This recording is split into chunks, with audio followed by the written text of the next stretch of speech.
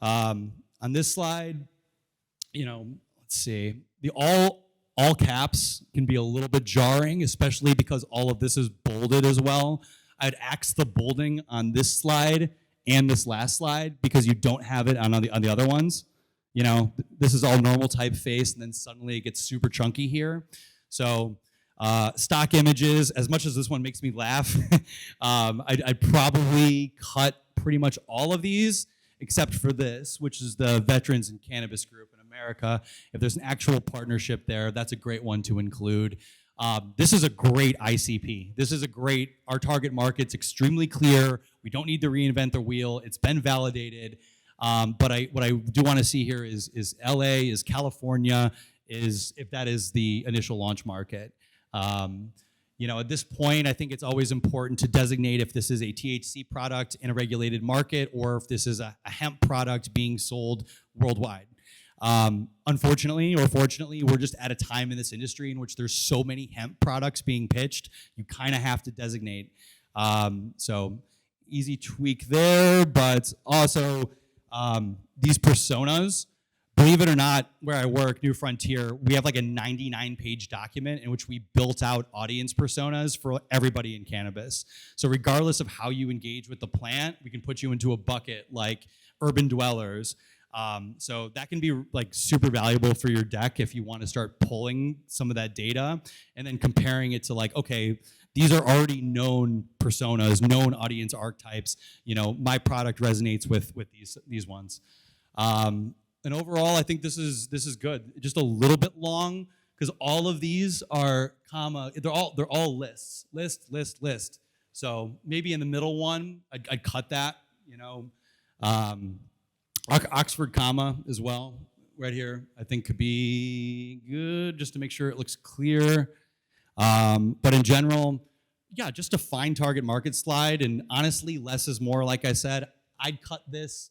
And I'd break this text up a little bit, just have it cover the full page, because at the end of the day, you have the same format here for this slide as well. Where you have all the logos at the bottom.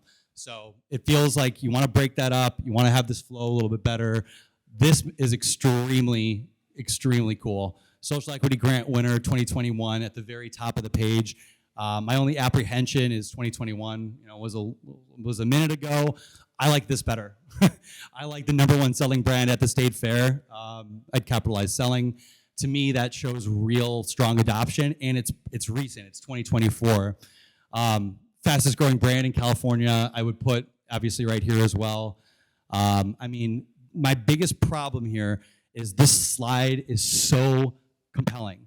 And there's just each one of these packs such a punch. I don't want this slide to be the key to everything, where if they skip it, these key points aren't going to come through. I'd love to see some of these dispersed on other pages that lack, that are a little bit more lacking on the content side that could use a little bit, one of these anecdotes I think would be pretty huge. I'd probably cut the slide in half personally is how I would do it. I would make this only 4 bullet points, and then traction part 2 would be another 4 bullet points. Probably these ones pertaining more towards like supplier relationships, while this one's really focused on adoption. And then once again, all these logos are perfect. I like that you keep re-emphasizing them because they are big logos. The growth strategy, multi-market. This looks pretty good. 21 overpopulation. It's good. Let's see. So the one thing I want to understand here is when I see this slide, I'm still kind of wondering about where the company's at in these markets, because clearly you're kicking ass in California, the adoption's there, you're #1 selling at the state fair, but are these future markets? If so, when are you going to target them? Is New York next? Is Oregon a maybe? You want to plot out that strategy, and doing a simple timeline like we saw on the Boston Garden example can be really good for that. Here's California now, here's New York in 2 months, here's Colorado a year later. You want to break out that cadence of how it's going to evolve. And look, sometimes your growth strategy can just be focused on what's already working. Stay in California, double down on where you're having success. and validate further before starting to scale. But to me, I see a company that's kicking ass in California, that's going to be a hot target for new markets coming online to license because they've already validated consumers want it. I see this deck, and what turns me off is Oregon and Colorado. New Jersey and New York, couldn't agree more. Absolutely, these are markets in which there aren't a ton of different edibles, aren't a ton of female-focused products. So, hitting them there when they're early, can definitely lead to some big adoption, big fish in a small pond type of play. Your brand's already known because a lot of stuff in California gets spoken about on other coasts. Sometimes it's available for sale on other coasts. But with this, Oregon and Colorado, large markets, saturated markets, many brands. To me, I need justification why those states make sense. Because a lot of investors, they fear anybody doing anything, opening retail, launching a brand. If you can tell me these states are on the list because you have a licensing partner in both, already good to go, roll out the red carpet. But until that's there, I would focus on, what investors want to see, which is New York and New Jersey. At that conference last week, you talk to any investor, what are they talking about? New York and New Jersey. Some of them, Missouri, whatever, some of them international, but New York and New Jersey is the one refrain you will not stop hearing from investors. Get rid of these white boxes, otherwise this looks really good. This is what you want financial projections to look like. I like that you have this trend line here, makes it really easy to discern. And ultimately, revenue's looking strong for a brand like this. EBITDA, you want to have this included. Your CFO or interim CFO, whoever is prepping these numbers, should be able to help you get to these figures.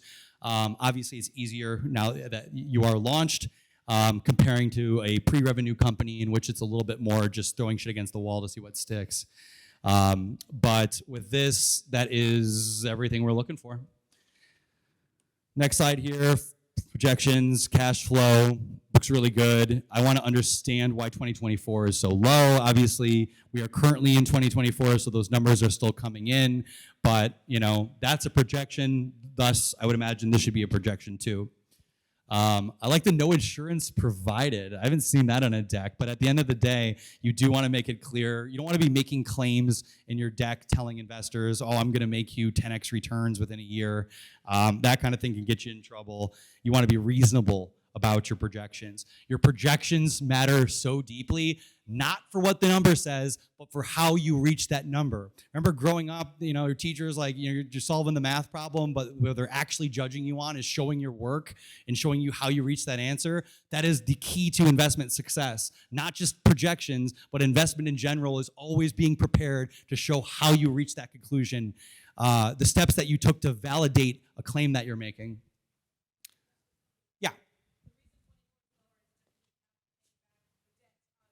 Paying the debt back is why it's lower. So definitely worth explaining that. I imagine you would via your verbal pitch, already acknowledge that, but you got to remember a lot of times investors, they're just circulating these decks amongst other investors. Like the whole process of, I'm not going to send my deck until you sign this NDA. I know that, some people are big on that. To me, it's suicide. You do never want to make investors to jump through extra hoops. You do not want to make them kick something to legal for approval, because imagine if all the hundreds of decks they see on a week had to go through legal for approval. I mean, their legal team would be 5 times the size of their associate team. Like, it's just not something that's going to get greenlit. And even if you make them sign an NDA, a lot of time they're just screenshotting it anyways, at whatever's relevant and forwarding it around from there, because these investors, they're a hive mind. Like I said, they're in business kind of against each other, but they also lean on each other for validation. So, like this deck, absolutely expect an investor to forward it along to other firms, other high net worths, with simply, what do you think? That's all they'll usually ask. Keep it super open-ended. And if an investor is forwarding your deck around, needless to say, you want to make sure that, gaps like this figure are properly explained in the deck. But let's move on to the ask, $500,000. I don't like the dollar sign as much. I don't think it adds much to it. I'd rather see a pie chart here breaking down your use of funds. 30% into marketing, 20% into hiring, servicing debt, whatever that breakdown is. It just once again speaks to you justifying what you're putting on the table. The dollar sign doesn't add any punch. ROI, 20% principal conversion, accrued interest, common shares equivalent to principal. Great, easy to understand. Convertible note, 20% raised. I think this is good. You're not naming your existing investors. Usually that'll happen in a one-on-one conversation if they give you the approval to do so. So yeah, to me this doesn't go too far. It looks good. Use of funds is right here. Of course it is. Yeah, I'd probably like that a little bit more on the last slide. Just kind of merging these both into one. But otherwise, the numbers look good. I would just get rid of these zeros and make this 1 point. 1 point, whatever it is, 25, whatever it is, just to clean it up a little bit. Competition, I mean, 2-year, 500K spending plan, I mean, that's great. Investors want to make sure that if they're cutting you a check for this round, it's gonna cover at least 18 months of runway. So you being able to say that 500K will last you 2 years, great. But keep that 18 months of runway figure in your head. That's definitely a way you can tie together what your ask is. The competition, okay, yeah. Needless to say, what I like here is that you didn't leave out any obvious ones. The amount of decks that I see, the amount of competitive analysis slides where it's like, a beverage, but they don't list can, is insane. Like you have to make sure that you're going to list, who you're actually competing with here, and not just trying to boil it down to make yourself look better by comparing against smaller operators. They need to know the hurdle that you're up against, and more importantly, the success that some of the larger players in this space has had. I think what would be really worth talking about is Wana and their acquisition. I mean, they got sold for $400 million, right? 420 million, yeah, 298. That figure right there, especially when we're talking some of these high net worth investors who aren't staying up on a daily basis with industry activity and fundraising activity, like they might not be aware that Wana was acquired and who acquired Wana as well. They need to see that, what a potential exit in the space could look like to really show them the dollar signs. I like that you're hitting on Kiva using CBN. They're becoming market leaders in that space. I would wonder about things like THCV. That's starting to have its moment in the sun as well. If you're moving into that space, CBG is great to see. But I'd say in general, this looks good. Just, capitalize. Otherwise, I like it. I get rid of the exclamation points. I don't think any of them are needed here. It doesn't really add too much to it. Beats competitor's price. I kind of want to see that depicted. How much is it cheaper? Why is it cheaper? Is the big question, because at the end of the day, like the race to the bottom isn't a long-term strategy. I want to know that you're able to offer a cheaper price because you have some special arrangement with your ingredients manufacturer or something like that the other guys don't. Love this. Got some human faces. I wish it was a little bit more integrated into the page, but for something like this, that's really hard to do. Podcast. This is real. That shows the trains left the station. It shows you're successful and it's resonating with people. So for me, this works. The exit, yeah, this is perfect. Missile company or foreign entity, 5 to 10 years later after legalization. Yeah, just clean up the capitalization, but otherwise, love it. Just as I was saying, the Wana exit figure is actually in your deck. Awesome, but it's getting lost there. Let's pull that out. Let's say, this is good. This I like more as the main piece, and this is the justification for that. This becomes the hero, this becomes the support. So just flip the two around. And of course, great ending here with the brand, contact information. Honestly, this deck is, how many slides is it? 17. Yeah, I don't think it's too long by any means. It's still tight. It's a brand. It's under 20.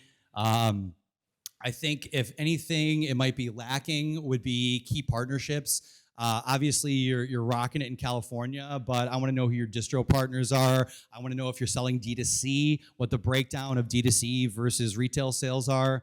I want to know more about why this is working. And I think the state fair stuff is really good, but let's take that a step further. Let's get a testimonial. One of the Buddhist reviews or whatever. Hey, this has been a great product. Especially if it comes from somebody known, I think it'll carry some weight. But that's the biggest thing here is sales are clearly happening, but I need to see why, and I need to see who some of these absolutely key partners are. I'd love to see more of their logos, but otherwise, a round of applause because I think you knocked it out of the park.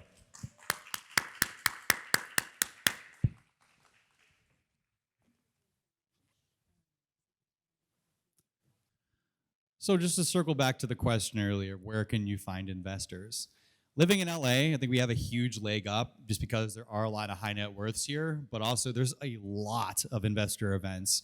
I was at the Cannabis Capital Conference in Culver City 2 weeks ago.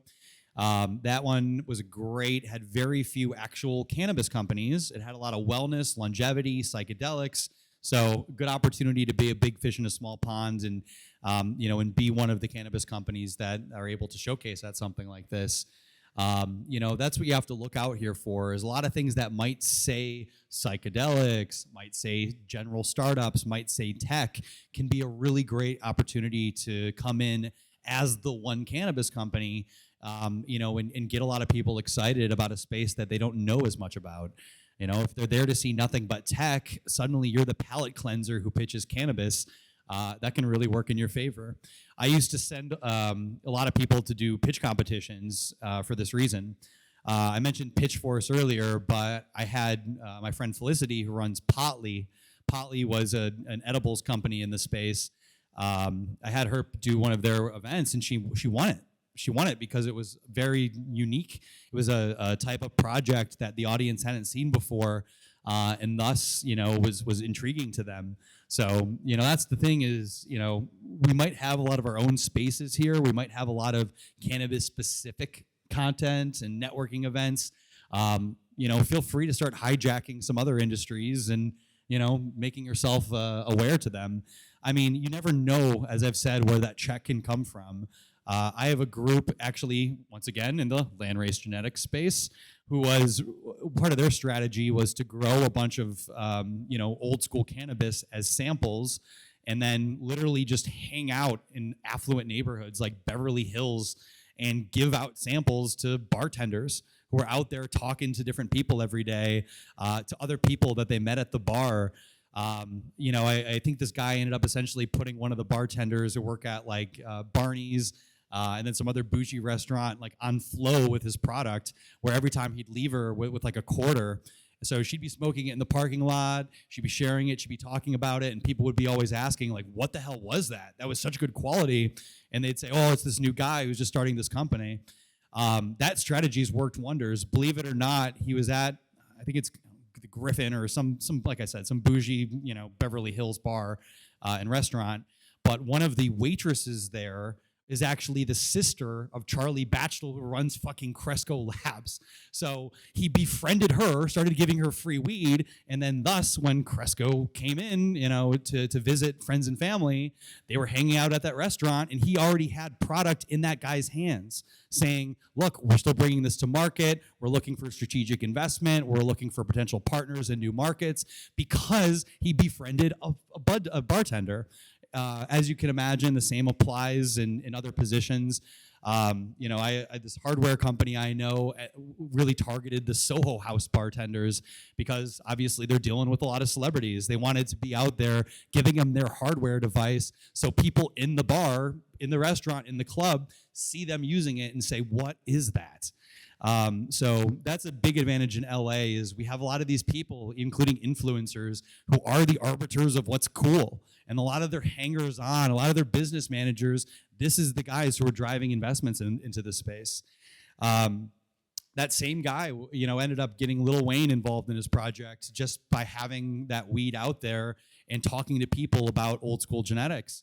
There was a group in specifically Jamaica that wanted to restore Jamaican landrace to the country, and they couldn't find anything local because it's all been crossed and just, genetic drift has led it away from what was originally Jamaican 50 years ago.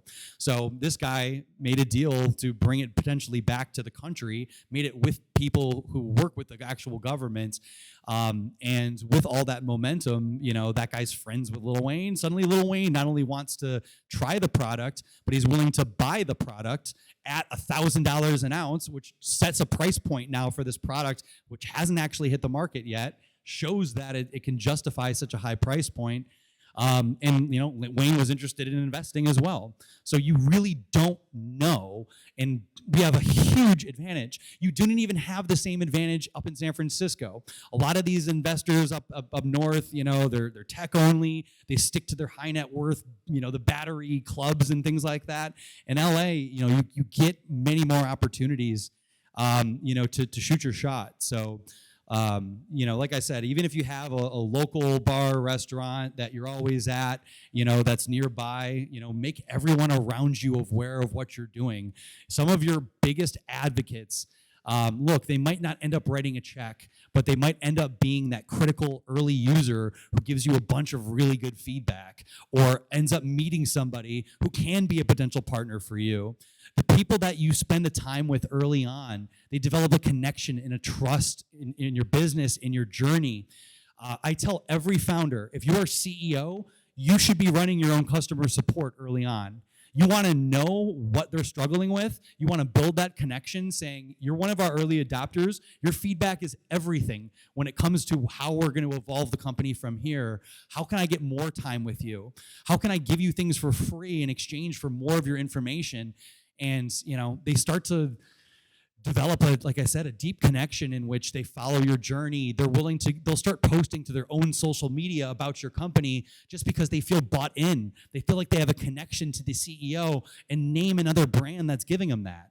They might like, raw pre-rolls, but they're, raw papers, but they're never going to be talking to Josh.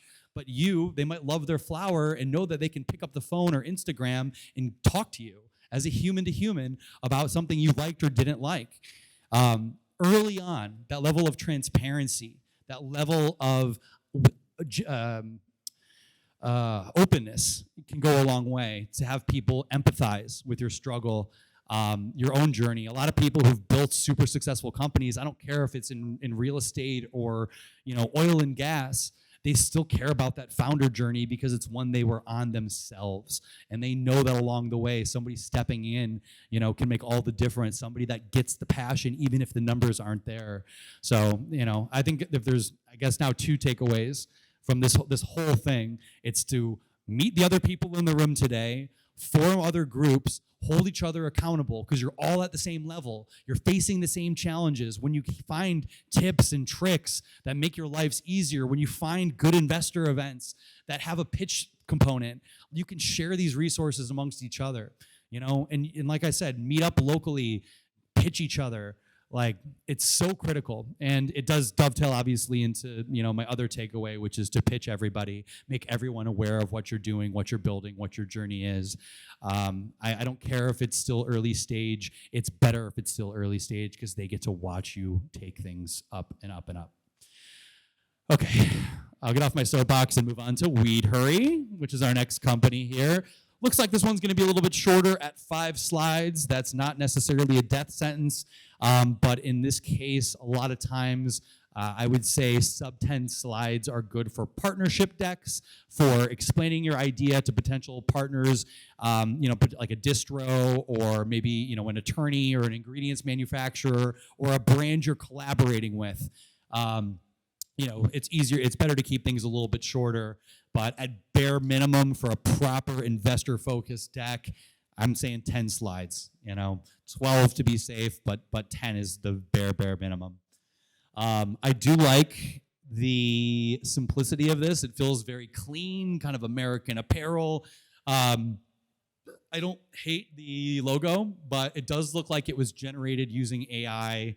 I like there's a website called Logo AI, and if you need like a very early like V1 version of your logo, it's pretty handy. I have no design ability, but I can go on there and literally build something where I pick different backgrounds, different icons, different bubbles. I change the colors, and I can kind of make my own logo. It's good for startups when you don't have the budget to pay for a designer. Another good solution, of course, is Fiverr. Fiverr and Upwork, some of these marketplaces. If you do that, you get a cheap designer. Make sure you pay for unlimited revisions, because it's usually an extra $5, $10, and then they'll send you V1. You can send that back. You'll be at V20, and they're still iterating on your logo, getting it to where it needs to be. My wife started a doula practice 5 years ago. What did I say? Fiverr. Let's get on there. Let's get you a logo. Ended up working great. A basic website everyone in the room should have. I don't care if you're not ready to put all of your information on that website. I don't care if it's, it's just your name and an email drop, but you need something to route people to start collecting their names and info. As I mentioned earlier, that best practice of sending out a mass email to stakeholders, to potential investors that are interested in you, keeping people informed as you keep scaling. I mean, where do you think you capture these emails? Yes, at events. Yes, from friends. Yes, from content you're putting out, but certainly through an email drop on your website. When it comes to these lead forms, don't collect too much information. You literally just need their email, maybe their email and name if you want to personalize some of that marketing. But at the end of the day, you just want to have something live where you're explaining what you're doing, even if it says coming soon or coming on the specific date, or there's a countdown that says we're 10 days away from the opening of my store, and once the store opens, I'll update this website. Anything that shows that forward momentum. Because if you have a deck and you're pitching an investor and they go, where can I find out more about your company? And you say, my website's coming soon, they're gonna say, then my check's coming soon. Circle back once you're actually ready to talk and you have your shit together. So the other side of that is actually having your term sheet as well. If you're talking to investors and they end up saying, oh my God, I'm really interested in this, what's our next steps? And you say, well, I got to talk to my lawyer, and then, in like a couple weeks, I should be able to get you. Nope, that's going to derail the deal. That's going to cause them to say, once again, this guy's pitching me but doesn't have their shit together. So now is the time, if you are actively pitching fundraisers, to get a term sheet together. Now, I bet you're thinking, oh my God, this is going to cost so much money. I'm going to have to go to lawyers. It's going to be all custom. I don't even know how much my valuation is. Well, guess what? The last 10 years have been very kind to startups with accelerators like 500 and Y Combinator. So a lot of these groups have built their own templates that you're supposed to use not only as a founder, but you're encouraged to use. There are investors in this industry that will say, if you are not structured as a SAFE or a convertible note, I am not going to invest in you. If you are not a Delaware C Corp and able to take my check, you're still an LLC or something, I will not invest in you. Yes, sometimes LLCs can be investable. The reason here it matters is there's different tax implications if you are something like a C Corp. Shares can be issued without the investors having to pay taxes on them until they're exercised. These things don't seem like they matter. They matter a shitload to these investors. So you have to be set up in the right way to take money, or else you're wasting everyone's time. I've seen companies come out of investor meetings saying, we did it, we closed it. And then I followed up a month later and they said, we didn't end up getting the check. Unfortunately, they just couldn't work things out. We were negotiating back and forth over the terms. When you use one of the simple templates like a SAFE agreement or a convertible note, you know that it's already going to be what the investor is looking for. You know that there's certain provisions in here like, yes, at the Series A, then we'll do evaluation, then the equity will convert based on that percentage, how much it's actually worth. So just take it one step at a time. And if this is stuff you're struggling with, the weird hardcore financials, legal stuff, please understand every single lawyer in this space will meet with you for half an hour at very least to give you some free advice. They want to lock you as clients. This is part of how they operate. You can usually get the same from somebody who's like an outsourced CFO. You want to explain what you're struggling with. You pull it open on a call. They give you some feedback. At least you get some of those questions answered. And of course, other community groups, socializing it with other members of this room, you can help get those answers. Let's break into it. Weed, hurry. I really want to see a name. I want to see a website. And I would love to see a tagline. Not mandatory, but given how generic this name is, I'm immediately thinking delivery, but I need to know that's the case. And more importantly, how is it different from other delivery? Let's see. Current cannabis e-commerce platforms are a mess. So Weedmaps, of course, really struggles from the lack of attribution. It is sure great for SEO to put products on there, but especially if you're a brand and you're spending money on these services, they are not very good about what ROI is actually being generated from how much money you are spending with them. You spend $1,000 a month to drive traffic to your dispensary. That $1,000 goes into a black box. You do not know what worked and what didn't. You just simply know what they tell you is your ROI figure. So there is some gaping problems with even the market leaders in this space, and their business model will never, ever alter that. They will never be able to show you that attribution of what worked and what didn't. Leafly, obviously now going hard into product reviews, they're trying to adopt a 100-point scale for products, which is smart. It definitely can lead to adoption at dispensaries, the same way you see at wine stores where certain products are highlighted, there's reviews, there's the 100-point scale being utilized. This is, that is a step for how the space moves forward. So I understand as an investor what the problems are of these guys when I'm seeing them. You don't even need to explain in crazy detail. This is really focused on stylistically, too general, too busy, too cluttered, which I think everyone would agree with. I think the biggest problem in marketplace is there's way too many products, way too many people giving them their money, and nobody knows what gets prioritized. Stizzy's always at the top, but if you're a smaller brand, are you ever going to get discovered off of this? So I think a lot of investors have been waiting for a deck like this because they want curation. They want experts putting products that are a good fit for that consumer. Genetica, Ben York's company, just raised $2.5 million, including from big name tech investors who have not gotten into cannabis yet, because he's doing a personalized medicine play, an AI bud tender play to say, look, walking into the dispensary, it's a mess, we know it. This is how, when someone comes in, the bud tender can immediately say, you haven't tried this yet, I know you love this, here's how we can personalize that experience. So that kind of stuff is resonating with investors because no one's done it yet.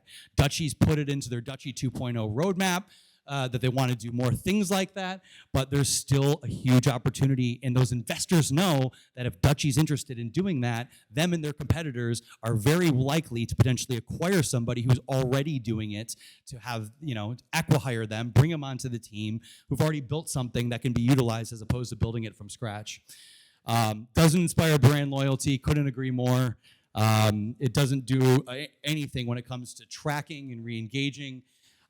It's expensive for vendors. That's the number one complaint you hear about these platforms, is the costs are prohibitive, and it limits the number of subscribers. So all of these points are accurate. I would just probably reorder them when it comes to style decisions about how generic the marketplaces look. That's a secondary concern.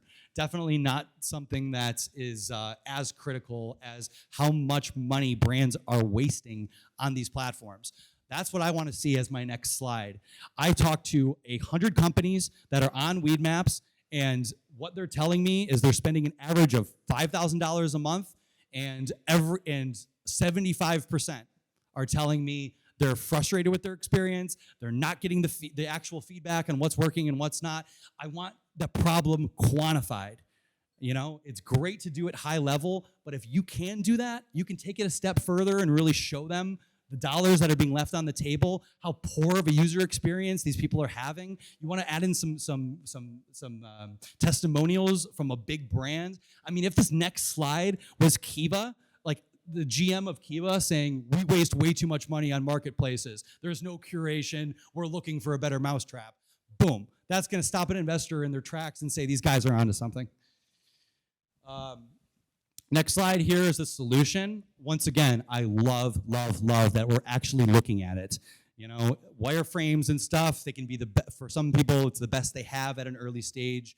I'm always against using those in a deck unless it's like some friends and family who just wants to see where things are headed.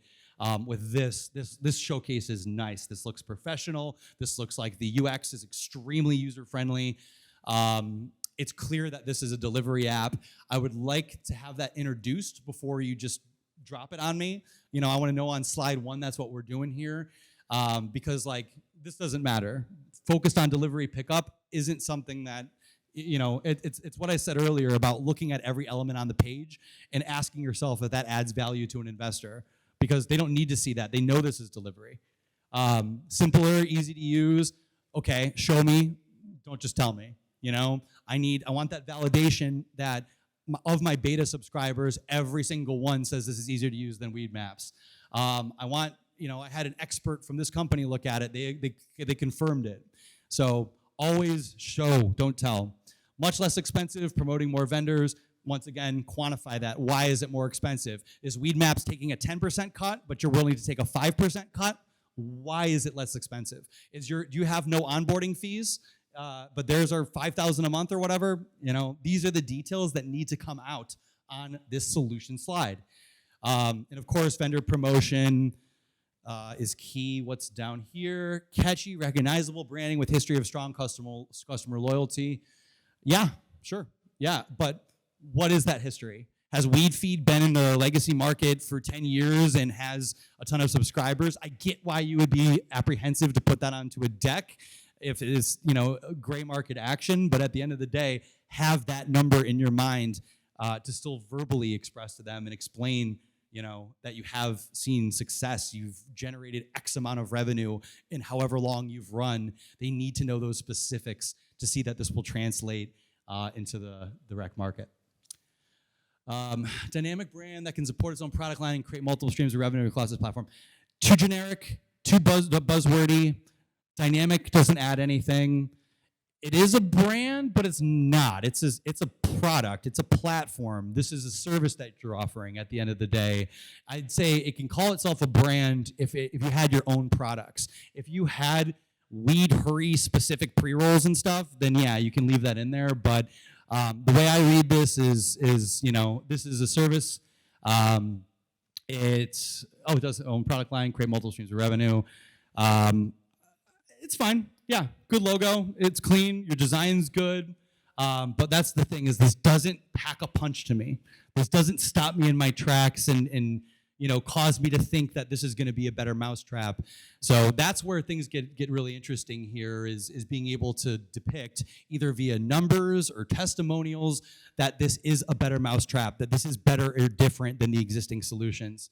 Just saying it's going to be cheaper is a start, but I need to see it in practice. I need to see those points of value, those points of uniqueness front and center, because this, super generic. $250K, yeah, it's a reasonable amount of money for platform development and marketing. The one thing that I'm conflicted on now is when I see this, you know, earlier in the deck, because I'm reading this, a history of strong customer loyalty, I'm thinking, okay, this thing already exists. But then it's telling me I need $250K to build the platform. Is the platform not already built out?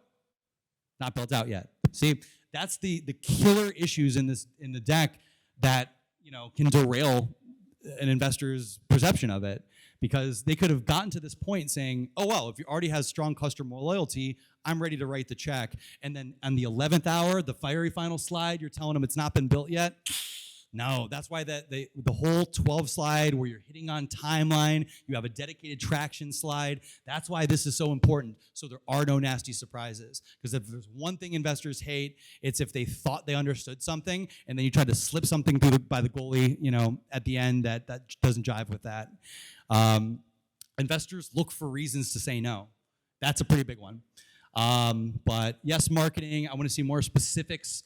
Building a platform of any sort, building a network of any sort is incredibly capital intensive. It requires a huge war chest to drive traffic to this platform, to get it spun up, to get your bare minimum 1,000 active user threshold. You know, and even the big accelerators will look for that as well. They want to see that 1,000 active users before they'll write a check and bring you onto the program.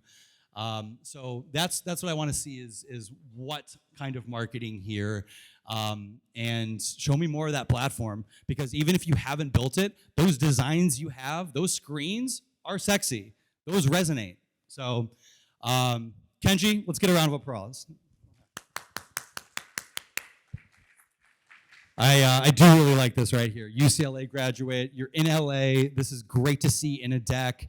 5+ years at Instacart, Marketplace, 3+ years operating Weed Hurry. So that's the thing, is it already exists, but there is no platform component. That all has to be fleshed out, because whatever, all of the data you have around those last 3 years, that's why an investor is going to say yes. The where you're headed is key, but it's how you got there. So great job on this, graduate, psychology. I would change this up for a more professional headshot. Anything that's, if you're out and about on a bike, or sunglasses, things like that. Hats, you really don't want that. Throw on a collared shirt typically. It sucks, but you have to play the game. A lot of these investors, like I said, they look for reasons to say no.